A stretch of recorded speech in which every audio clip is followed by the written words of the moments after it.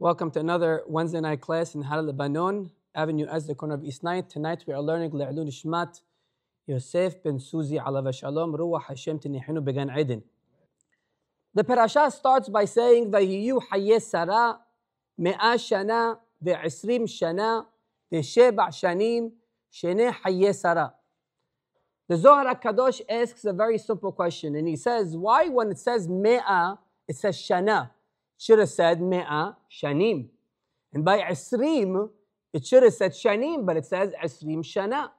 And by Sheba, which it should say Shana, it says Sheba Shanim. Very simple question of the Zohar HaKadosh. Why when you bring me the singular, you tell me Shana? And then when you bring me the plural, you tell me Shanim. This is the question of the Zohar HaKadosh.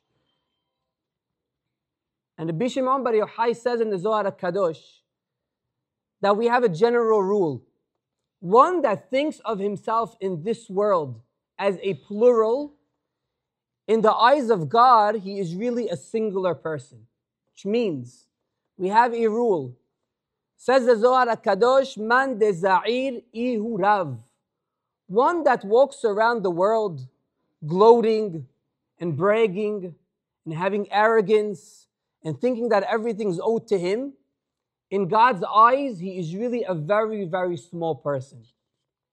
But the opposite is also true. One that walks around this world and says, I don't deserve anything. Hashem doesn't owe me anything. I am in the hands of Hashem. Whatever He wants to send my way, I will accept. Says the Zohar HaKadosh, in the eyes of Hashem, He's actually very large. In the eyes of Hashem, He's huge. And I bring you a Gemara, Masechet Pesachim, Daf Nun. The very same Gemara is located in Masechet Baba Batra, Daf Yod. Famous Gemara says there was a rabbi by the name of Rabbi Yosef, the son of Rabbi Yoshua ben Levi.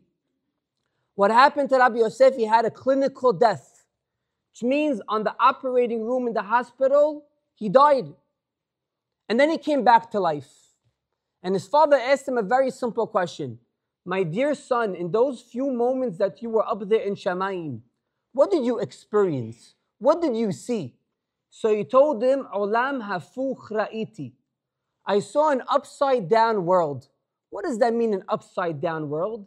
He says, I see people that over here walk with their head held up high. And people that think that they are above everybody, in Shamayim they showed me they're nothing. But then I also saw the people that are here down on earth, a very humble people, very modest people. In Shamayim, I saw them very large. So his father told him, you didn't see an upside down world. That is the real world. Ladies and gentlemen, we have to understand one thing. And we probably say this and repeat it many times in this class over and over. We don't deserve anything from Hashem. Whatever Hashem sends us is purely out of His grace and benevolence and kindness. We are not owed anything. Guess what? We're not owed a wife or a husband or children or health or cars or homes or anything for that matter. Hashem doesn't owe us anything. We really don't deserve anything. What He gives us is from the chesed that He gives us. So says the Gemara, one that walks around this world and knows that to be true, in the eyes of Borei Olam, he is very large. I'll tell you a story that Rabbi Zilberstein Shlita says in Eretz Israel about a rabbi by the name of Rab Shmuel Vazner, Zecher Tzadik V'Kadosh Bracha. Rab Shmuel Vazner passed away very young, 102 years old, very young. And one person asked him, Rabbi, what's the secret to your long life? What's the secret to your longevity? How could it be you're 102 years old? What did you do? Do you drink protein shakes? Do you go to the gym? Do you take steroid shots? What do you do exactly? And he told them like this, I never bother myself entering into mahloket. I don't care about mahloket. People want to talk about me. People want to disgrace me. People want to fight. Leave me out of it. In fact, Rabbi Zilberstein says himself that he was once in a wedding with Rav Vosner, this very same rabbi that passed away at 102 years old. And in the wedding, they hear a tumult of people arguing and talking, a very big crowd. And Rav Shmuel Vazna alav shalom tells Rabbi Yitzhak Zilberstein, let's leave the wedding right now. He says, but Rabbi, the Hatan and Kala didn't even see us. Let's leave the wedding right now. I am not getting involved in mahloket. It is not my business. What I'm trying to tell you, Morai Rabotai, ladies and gentlemen, is that we have to be very smart not to bring ourselves to mahloket or to enter in mahloket with anybody. Now, usually, why do people get into mahloket? Why do people get into fights? Because they believe they are owed everything. You're not agreeing with me, and it happens in marriages all the time. Why do husbands get into fights with their wives, and why do wives get into fights with their husbands? Because each side believes that you owe me something. And therefore, because I feel you owe me something, we get into fights. But the Hacham has to understand, I am not owed anything. I'm going to tell you something, Morai Rabotai, and I'm not going to even apologize for what I'm about to say. My rabbi told me this once. He told me, you come home after a very long day, and ladies, I'm about to say this, and don't let it get to your head, okay? He says, when you come home, your wife doesn't owe you dinner. Your wife doesn't have to cook for you dinner. I said, excuse me? My wife doesn't have to cook for me dinner? What do you mean? He says, nowhere in the ketuvah does it say that your wife has to cook or clean for you. It says that you have to take care of your wife. I said, Rabbi, takhilak, please. Rabbi, you got to relax. You got to calm down. He says, I'm giving you a tip for life. This is how you have a good life. Not only in marriage, in everything in life. When you say, I'm not owed anything, I don't deserve anything, that is the biggest barakah. But why do people get into fights and mahloket? Because they feel that I'm owed everything. Morai Rabotai, look what happened with Avraham Avinu in Perashat Lech Lecha. In Perashat Lech Lecha, we have a fight between the shepherds of Avraham and the shepherds of Lot. And they're fighting, this land belongs to me, and the other side says, this land belongs to me. What does Avraham Avinu say? Now let me ask you a question. Who does Eretz Canaan belong to? Not Lot. Eretz Canaan belongs to Avraham Avinu. So Avraham Avinu could have told Lot, excuse me, my nephew, get out of here. Eretz Canaan, Eretz Israel belongs to me. Stop arguing. What does Avraham Avinu say? Al na tehi meriba beni ubenecha. Please, I'm not in the mood for fights. I'm not fighting. You want this land? Bechabod. You don't want it? Bechabod. You choose wherever you want to go. The whole world is in front of you. If you go left, I go right. If you go right, I go left. Now, why didn't Avraham Avinu tell Lot, excuse me, Lot, Eretz Canaan belongs to me. I heard from Borei Olam. El ha'aretz asher areka. I heard from Borei Olam that Eretz Canaan belongs to me. Because Avraham Avinu says, Dakhilak, I don't want to get into any fights. I don't have patience right now. I don't have the time to get into any fights. You want to take it. So it's no wonder why Avraham Avinu lived to 175 years old. Because one that doesn't get into mahloket, one that runs away from mahloket, merits to live a very long life. This is the secret to longevity. Ha'arichut yamim all depends on people staying away from mahloket. In fact, they asked the mother of Rabbeinu Yosef Hayim.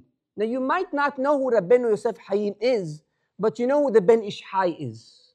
They asked the mother of the Ben Ish Hai, excuse me ma'am, can you tell us what did you do to merit to have a child like the Ben Ish Hai? Now let me just tell you who the Ben Ish Hai was in case you don't know who the Ben Ish Hai was.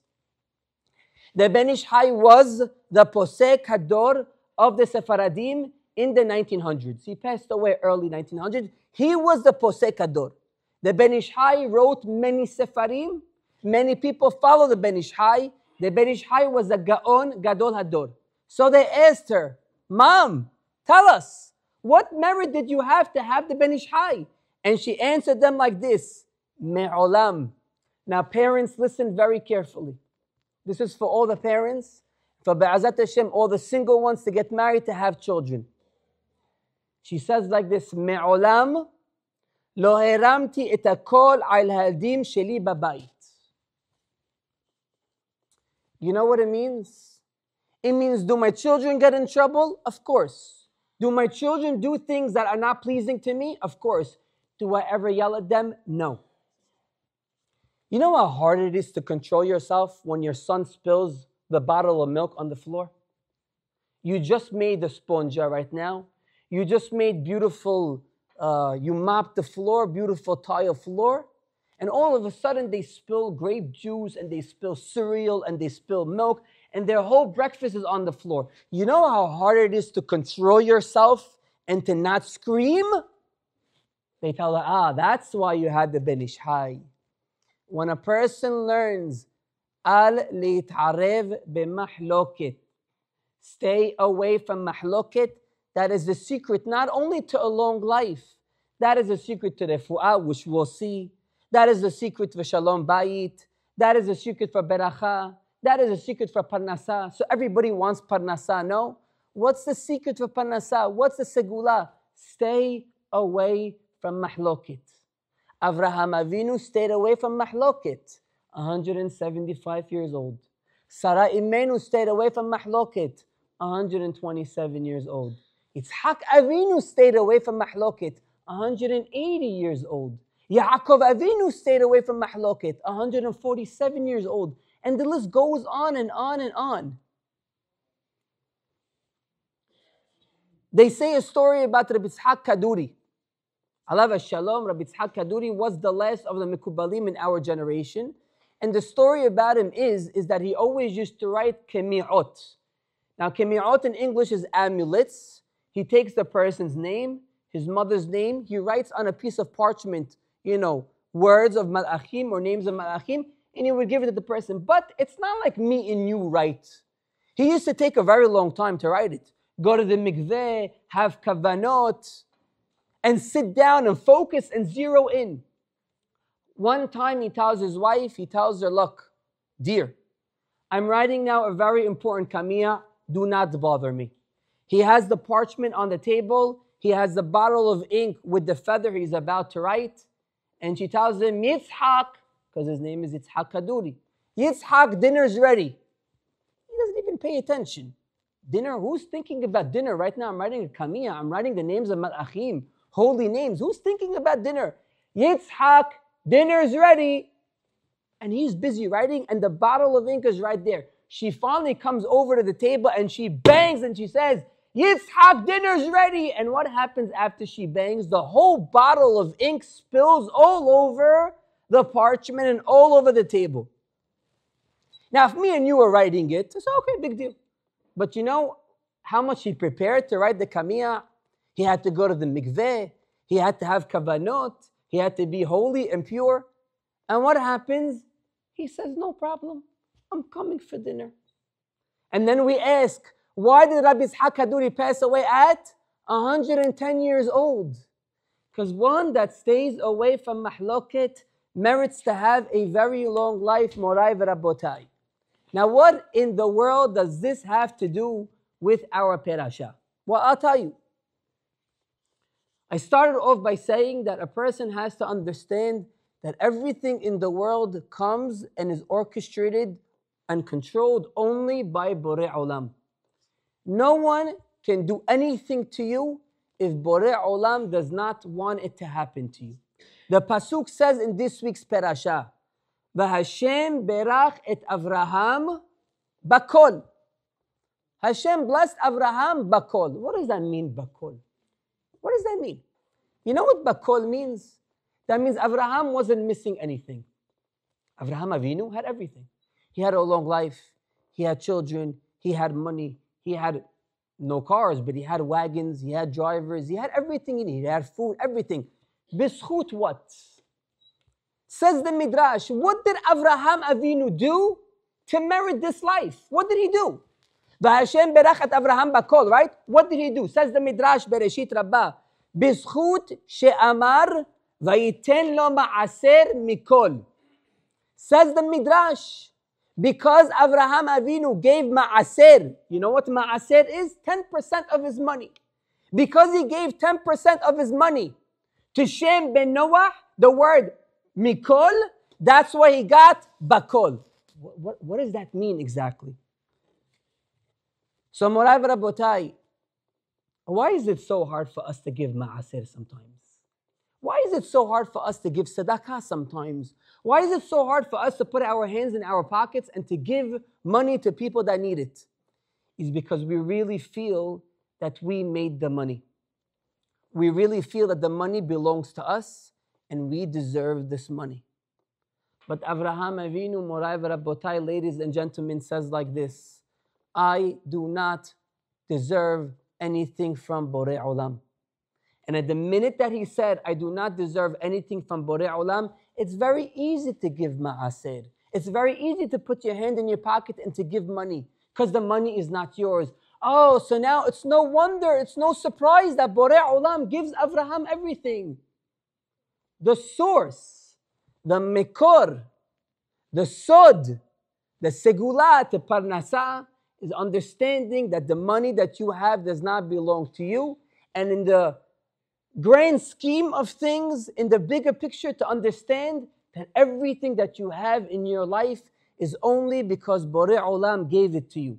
I'd like to read you over here what it says in the Me'or Einayim. The Me'or Einayim says, She'al yedei mizvat ma'aser. When a person gives ma'aser, now I have to tell you, don't worry, I'm not going to ask you to give me sadaqah, and the shul is not going to ask you to give sadaqah. We're not raising money for anything. Are we, Ruby? Are we raising money this time? This time we're not raising money. Usually we raise money. Tonight we're not raising any money. So don't worry, I'm not going to ask you for any money.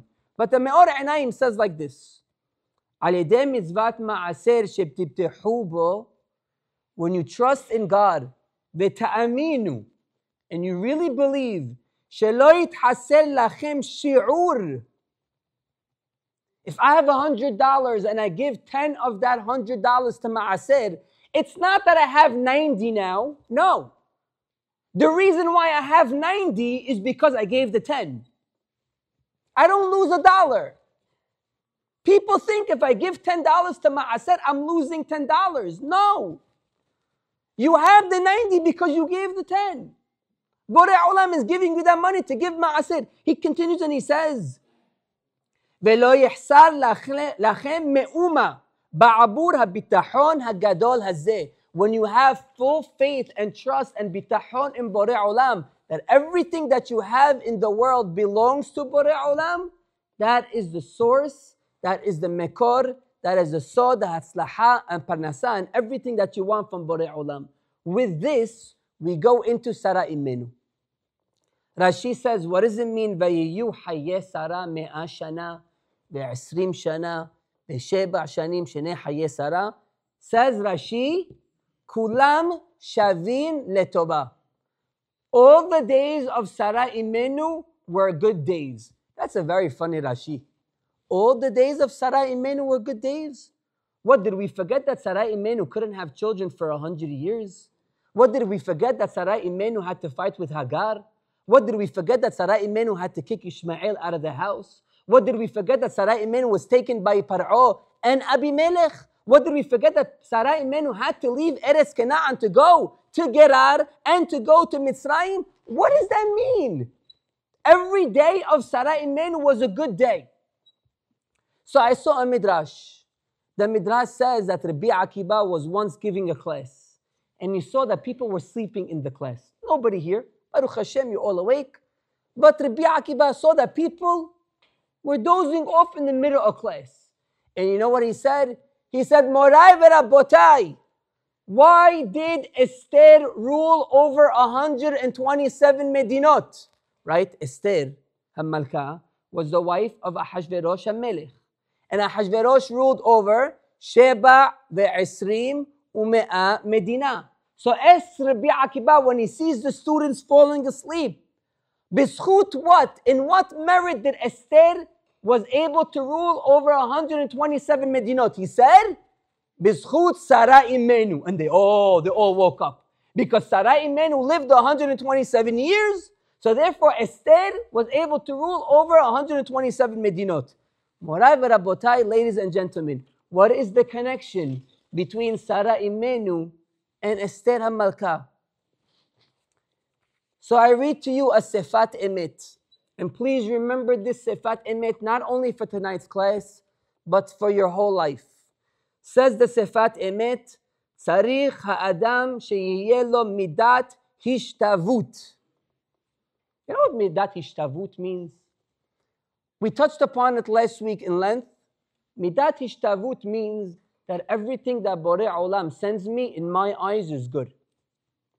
Up, down, shaveh.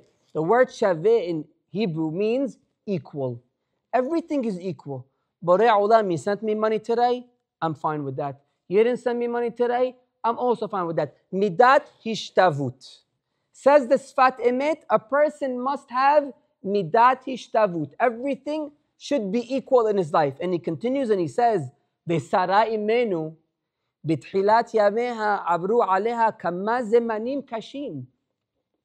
Sarah Imenu Morai v'Rabotai did not have an easy life. We think we have a hard life. Sarah Imenu did not have an easy life at all. In the beginning of her life, there was a lot of sorrow. In the beginning of her life was a lot of problems. But what happened towards the end of her life? She had Yitzhak Avinu.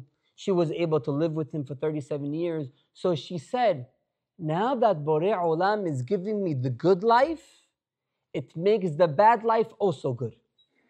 Meaning, it was worth it to go through the pain and suffering for this moment. Now I have to tell you, we should never know what the family is going through. But we have to understand that Borei Olam only does this to people that he loves. You have to know something. Borei Olam only does this to people that he loves. People pray. Says the Gemara, people pray to Borei Olam, please Borei Olam, send me a test. Why? To prove to you how much I love you. So people want the test. So people that go through tests and they're able to pass, like this family we have in front of us right now, that means Borei Olam loves them dearly. That means Borei Olam really, really loves them. You know why? The fact is that they're in the shul right now. If they let it bother them, they would not make a class tonight, Le'ilu Nishmat, their son. They would have said, who needs this? Borei Olam, what am I serving you for? What am I learning Torah for? What am I keeping Shabbat for? What am I praying for? You're trying me, you're testing me. What's in it for me, Borei Olam? Why are you doing this to me? But they don't ask those questions. They come to the Beit Knesset. They make a class like this class. That means in their eyes, everything is shaveh. You hear? That means in their eyes, everything is equal. Borei Olam, I will accept everything from you because I love you so much.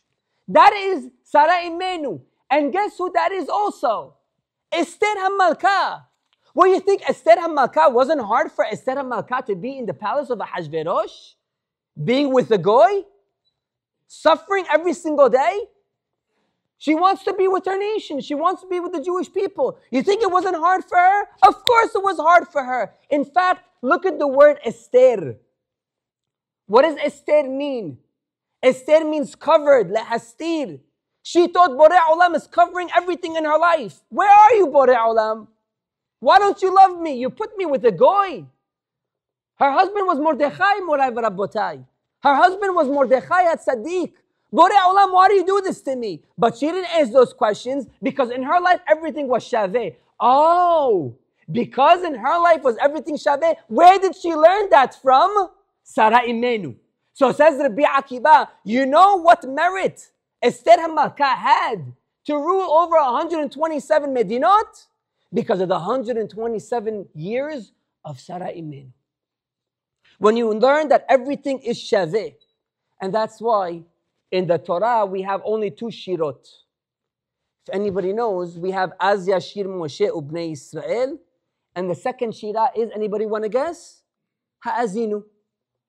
2 shirot, 2 songs. Now those 2 songs are very different. Az Yashir Moshe Ubnei Israel is a very happy song. When Borei Olam split the sea, it's a very happy song. But Ha'azinu is all about rebuke. It's all about if you don't listen to Borei Olam, this is what will happen. It's not a nice song.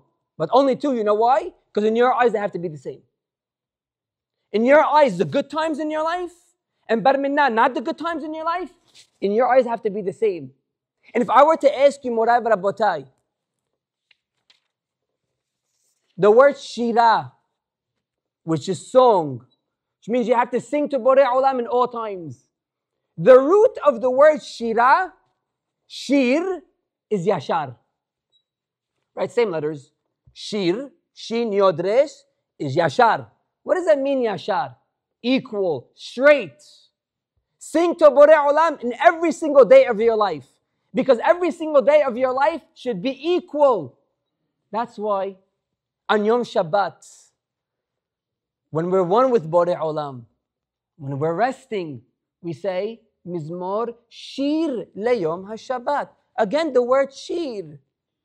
Because in your eyes, everything has to be Yashar. I read you over here a fascinating Zerah Kodesh. An unbelievable Zerah Kodesh. He says like this. Now, just pay attention to what I'm saying, because this is the key to the source to everything in life. He says, you know, Yehuda, in Perashat Vayigash, he goes over to Yosef, not knowing that he's Yosef, and he's pleading with Yosef to bring back Binyamin back home, right? So he says like this. He says, Ka'asher anachnu tzerichim lehamshich rahamim. Morai Rabotai, ladies and gentlemen, we all need rahamim. We all need rahamim and mercy from Borei Olam. Look what's happening in the world. I told you right outside my window, they're protesting and obscene gestures to my family. Right outside my window.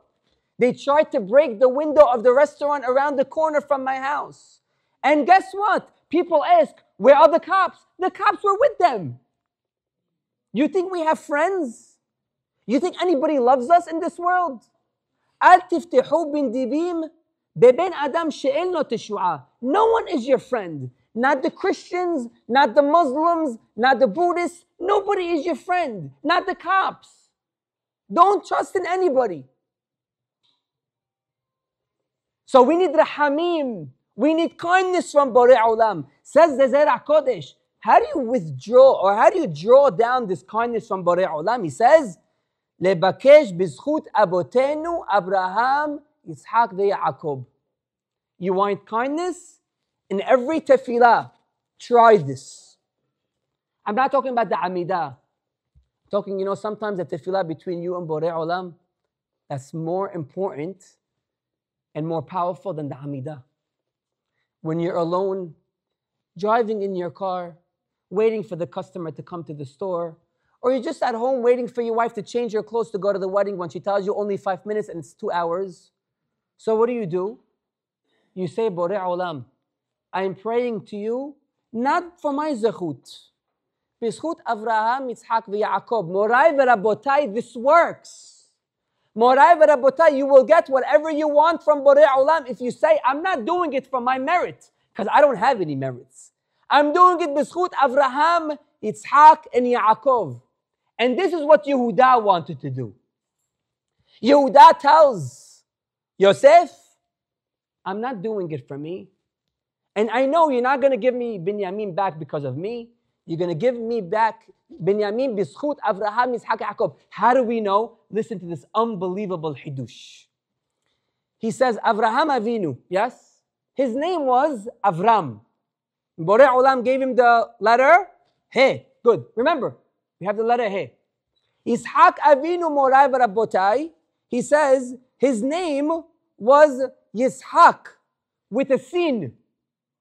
But Borei Olam took away Yitzhak with a sin and he gave him the tzadi. But his original name was Sin, which is a shin. So we have the He and we have the sin or shin. Yaakov Avinu, sometimes in the Torah, it says the word Yaakov with a vav. So you see where we're going with this?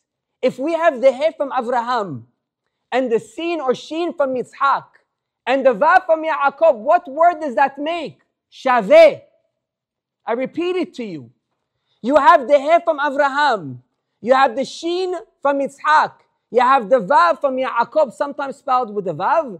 That makes the word Shaveh. You know what Yehuda is telling Yosef? Yosef, I know you're going to give me back Binyamin, not B'schut me.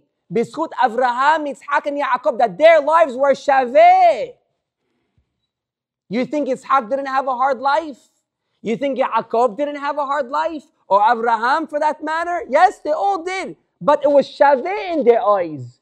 And he says, now look at something beautiful. He says, the Pasuk says, Vayigash Elav Yehuda. What's the last letter of Vayigash? Shin. What's the last letter of Elav? Vav. What's the last letter of Yehuda? He. That makes the word Shaveh. Yehuda says, Yosef, not knowing he's Yosef. But if I'm going to pray for Binyamin back for my merits, I don't have any merits. I'm praying for the Shaveh. I'm praying for that equality. I'm praying for that everything in my life is good. Avraham, Yitzhak, and Yaakov, their lives were good. Sarai Imenu. That's what Rashi says, by the way. Kulam Shavin Letova. Her life was all equal. Everything in her life was good. The fact that Abimelech took her and the fact that she had Yitzhak was the same. Morai v'rabotai, this is how we have to view life. This is how we have to view Borei Olam. Everything is good from Borei Olam. I know it's very easy to say, but it's hard to digest and to swallow. But if this is how you live your life, things are going to start changing in your life. If you live with this notion that everything from Borei Olam is Shaveh, everything from Borei Olam is equal, everything from Borei Olam is not good, is excellent, things in your life are going to change. In fact, look at this. How old was Avraham Avinu when he passed away? 175. How old was Sarah Imenu when she passed away? 127. And the rabbis tell us that Avraham Avinu and Sarah Imenu lived the same. How could it be? We just said Avraham lived 175 and Sarah lived 127. But look at this. How old was Avraham Avinu when he recognized that there's Borei Olam in the world? 48. You do 175 minus 48, that's 127. They're both Shaveh. They're both the same. They both lived the exact same life. Why? Because the Gemara says when a person has a Ba'al Teshubah or when a person becomes a Ba'al Teshubah, he starts from age 0. So Avraham Avinu lived 127. Sarah Imenu lived 127. Both their lives, Morai v'Rabotai, was equal. I'll tell you, when I was sitting from my father, alav shalom, talking about 15 years ago or so, my Spanish teacher from school came to visit. Yes, I went to Magen David High School, and they taught us Spanish. I don't know why today they don't teach Spanish in high schools, but I think everybody should learn Spanish, or at least another language. Hebrew, English, and another language. But anyway, so my Spanish teacher came to visit me, and she says, I'm sorry, I'm late. I said, okay, you don't have to apologize to me. I said, okay. She says, I sent my husband last night to buy me a bottle of milk. He got in his car, and he got into a car accident. And he went to the hospital.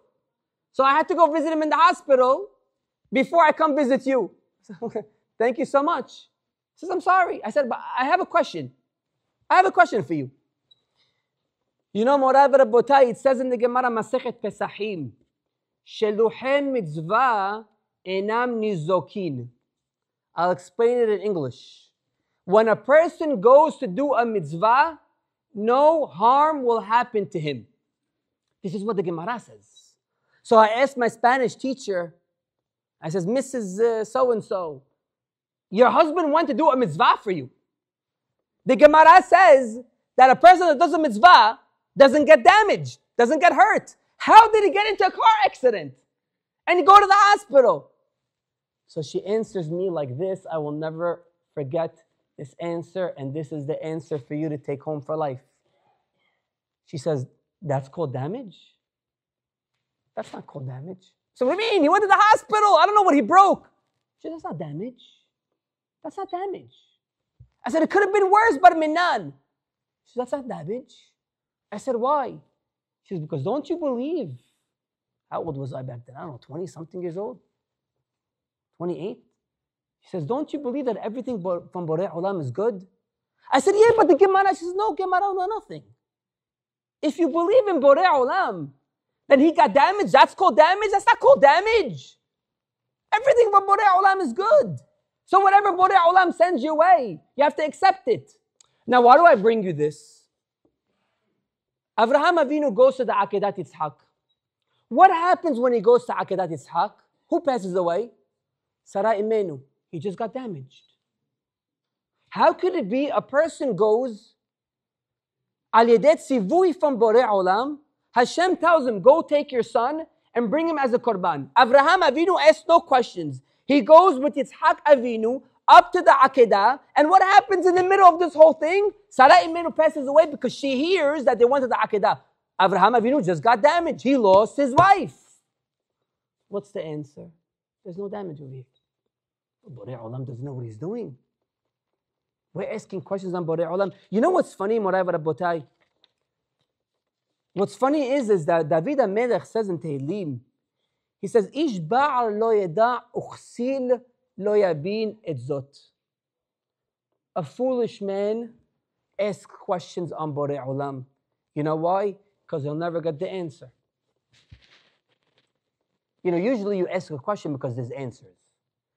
What are you asking questions on Borei Olam for? The rabbis give a mashal. Probably said this mashal hundreds of times. Person goes to, where is it in Florida, Moshe, where they do the space item? Cape Canaveral? Cape what, Freddie? Cape Canaveral, okay.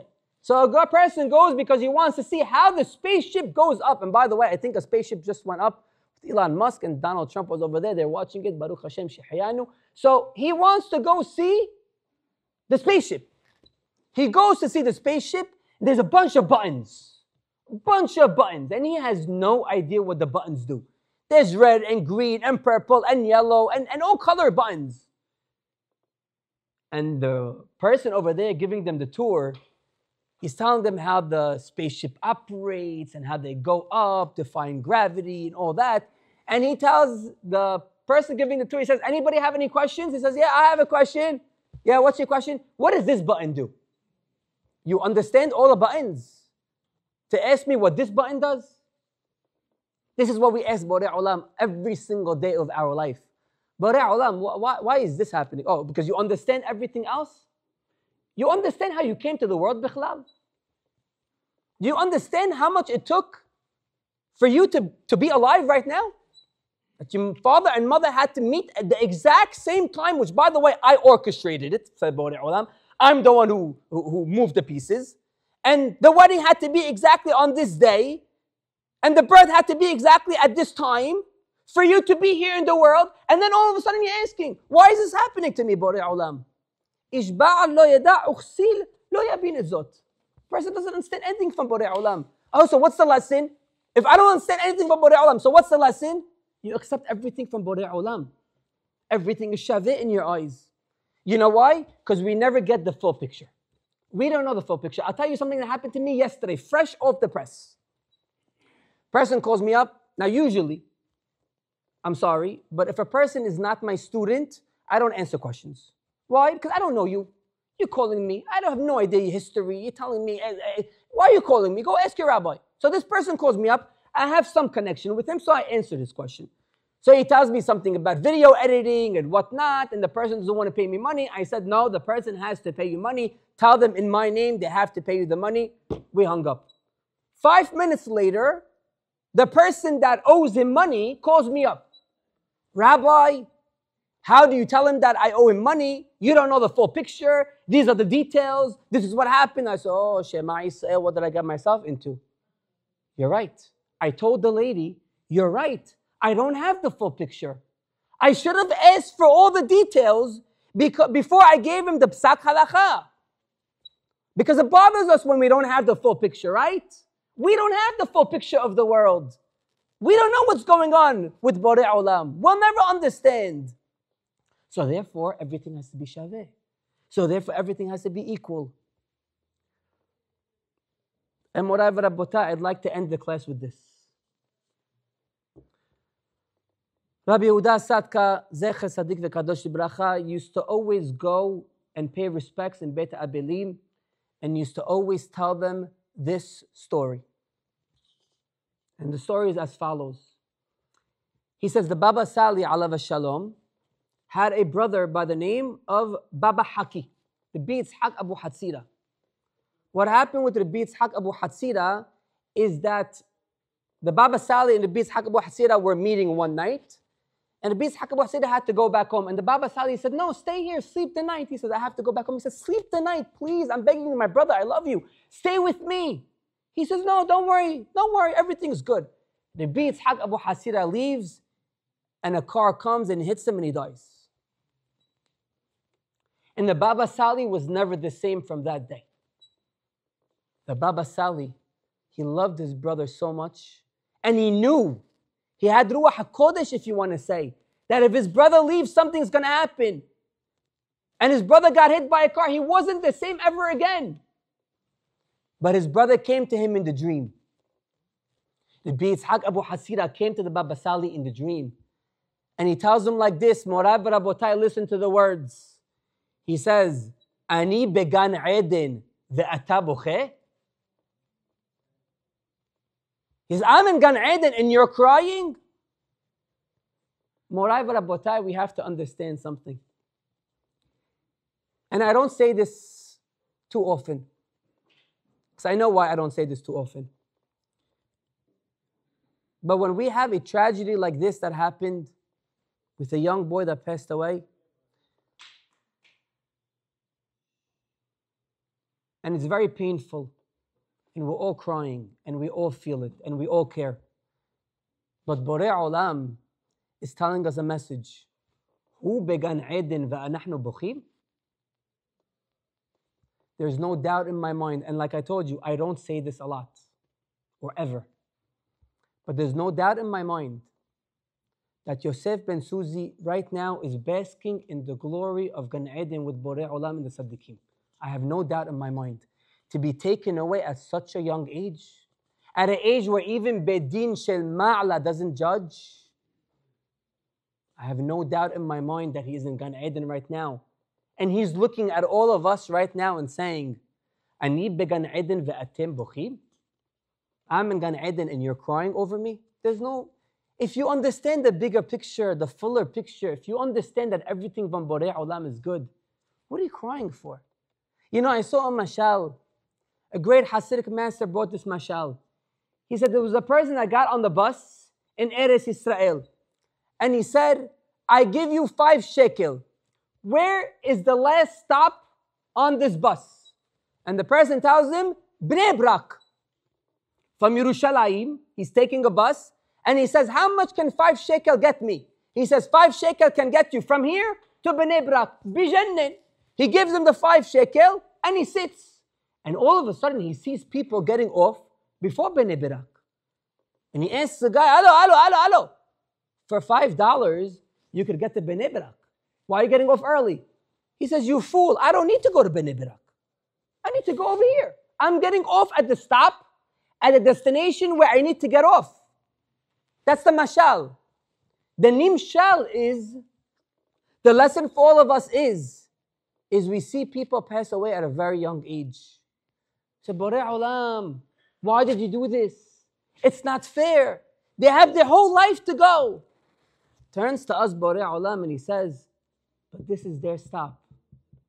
This is their destination. This is the bus stop they need to get off.